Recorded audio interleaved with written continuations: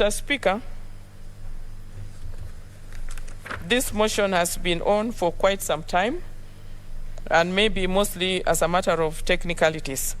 I want to appreciate what the national government has done so far in making sure that the elderly are taken care of. When we looked at the statistics, it was very clear that in Kenya, people who are 70 years and above are about 900 and something thousand. It doesn't reach 1 million, meaning that the government can easily take care of its elderly. Because if you look at our population, which is about between 45 to 50 million, that is the report that we get. I'm not very sure the actual population of Kenya. Even after the census of 2019, it's still not yet clear.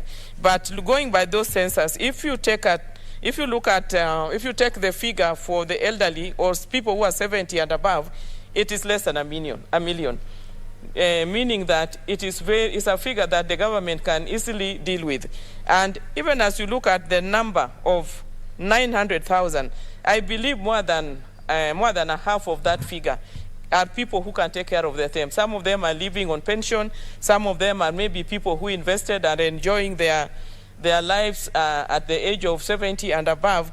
So meaning that the number which is left to be seen as destitute could not be so much, could be maybe 500,000 or less. Mr. Speaker, most of our elderly are really going through a very difficult time, because most of them are elderly people who maybe their children, either they are dead or maybe alive, but those children, most of them are living with their grandchildren. And you know the type of grandchildren that most of elderly people have. Maybe they are children who are gotten from their children who are dead, and maybe they didn't go to school, so they are youth who may be not empowered and cannot live on their own.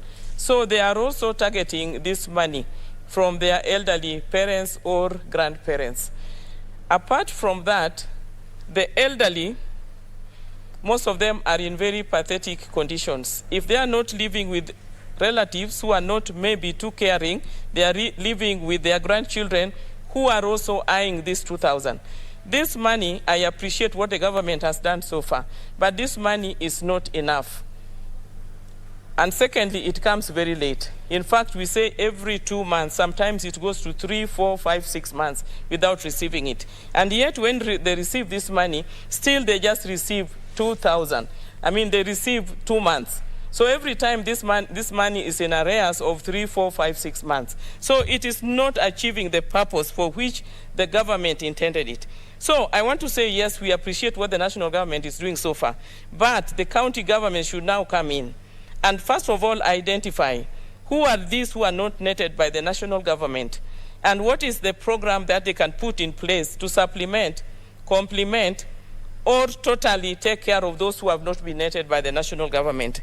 Mr. Speaker, it is so clear to me that some of these elderly, some of them could still be in very good health conditions. I know most of them are struggling with health, and they need a proper medical cover to take care of them. But some of them, even as they struggle with maybe medical conditions, if they have medical cover, which is sure, and every time they are not well, they can go to the hospitals and get the medical attention that they need. That is number one. Number two, some of them I have already mentioned are still in good condition. Even as they ail and suffer from some diseases, there are still people who are healthy enough to some extent that they can be supported. My problem is that I need these people to be identified, the money which is meant for them be given to them.